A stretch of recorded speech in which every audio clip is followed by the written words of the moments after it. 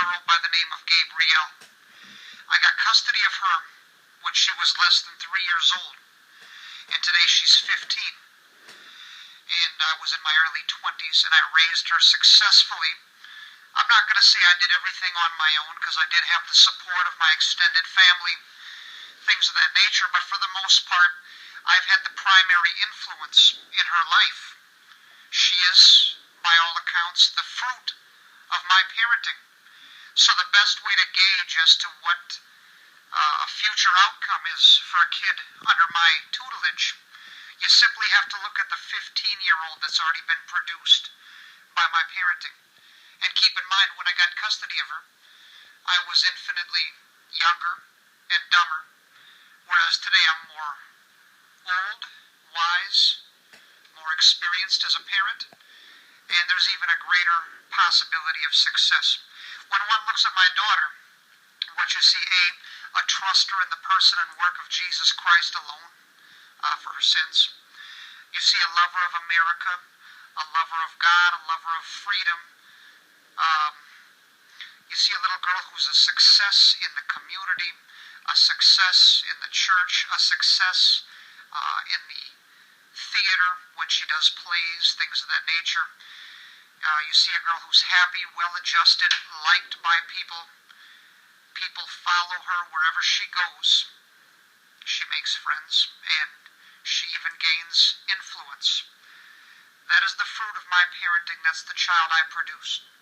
All right, so you keep that in mind.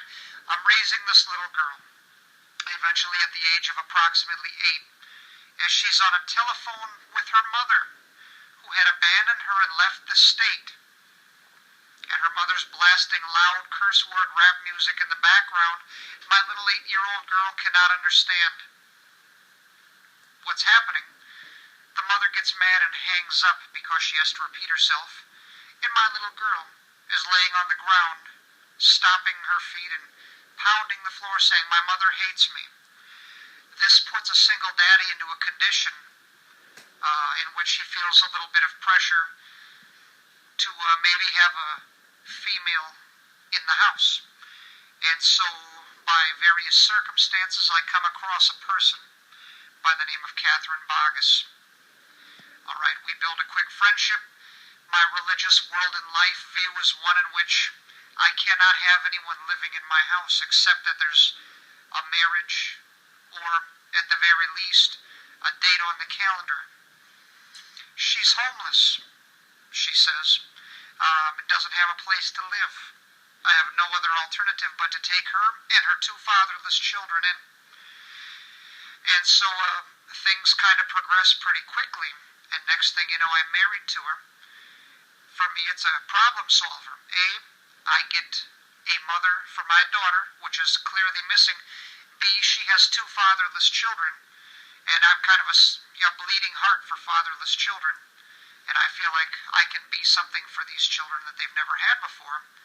And a positive influence that might equip them and furnish them with the necessary tools to go out there when they are of age and carve out a place for their life and to try to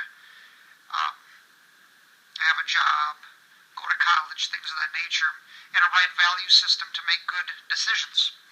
That was always my goal, to be that person for them. And at some point within this relationship, it came about that I've discovered that Catherine had a few pre-existent emotional and psychological conditions about which she did not make me aware. Hence, she began to manifest any displeasure she had by way of physical violence. Now here's the deal. You look at me. I'm a 5'0" dude. Okay, I was raised in the home of a single mother. I had a sister, and the value system that was passed to me was one of the highest respect for women. Even to this very day, as an adult man, I've dated, I've been involved with an embarrassing high number of ladies. So you can search Minneapolis, St. Paul, surrounding suburbs, God only knows where. I dare you to find even one that would ever say I would physically harm them. If you can find one, I'll give you $100. You know why you can't find one? Because one doesn't exist. Because while I have a smart mouth and a quick wit, and while I'm imperfect in many ways, one weakness that I do not struggle with is physically harming a darn person. Ever. And so, the funny thing is, Catherine understood this the first time she slapped me, and there was no response. The training that it sent her is, I can slap this man and nothing's going to happen. So next thing you know, she's pushing me around. I can push him and he's not going to push back. One day she clocks me in the face with a closed fist. Why? Because I'm wearing Old Spice. But Brian, Old Spice reminds me of my deceased father. How the heck would I know that? All I know is I'm sitting here getting clocked in the face while I'm driving a car. So everyone in the car could have been killed because I got clocked in the face while I'm driving for the sin of wearing Old Spice. But the key thing is that whenever these things happen to me, I never responded. So next thing you know, it goes from that to forget about one punch. It became full mixes, like Muhammad Ali, where she's to the body, to the face, and if I cover my body, then she hits me in the face. And then it goes from let's beat him with a broom, let's beat him with a chair, let's hit him with whatever we can get our hands on in order to contain a dictatorial kind of totalitarian rulership over the house.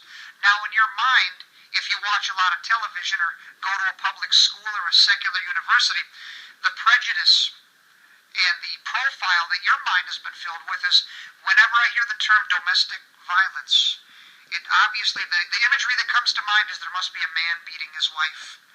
They even call the tank top shirts, they call it a wife beater. I guess everyone who wears those must beat their wife or something. I don't know where that comes from. But see, with every general rule, there are exceptions that are out of step with that general rule. I want to play you something because in your mind you're saying it can't possibly happen. A lot of police did this. I've never heard of it, therefore it doesn't exist. Alright? Let me play you something. Give it a second here. Stay with me. You don't think that you're wrong at all.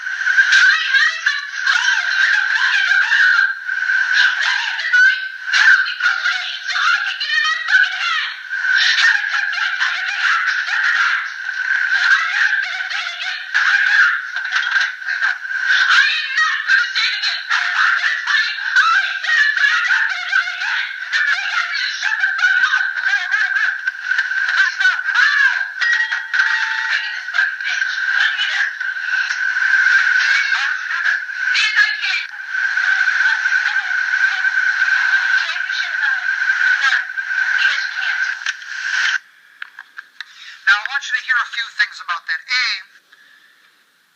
I have the nerve to ask her a question.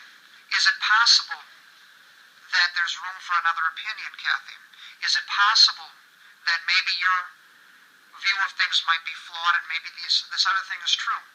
And she's screaming at me, what the F is your problem? How many times do I have to tell you your big blankety blank needs to shut the blankety blank up? I'm not going to say it again, I'm not. And then she proceeds to grab some kind of dish or bowl and she clocks me in the shoulder with it and I fall on the ground. This is after me begging her, please, please don't do it. Please don't hurt me. Okay, and she hits me for the sin of asking her a question, for the sin of having another opinion. And then when I say, why would you do that? She said, because I can. And you can't do SH about it. Why not?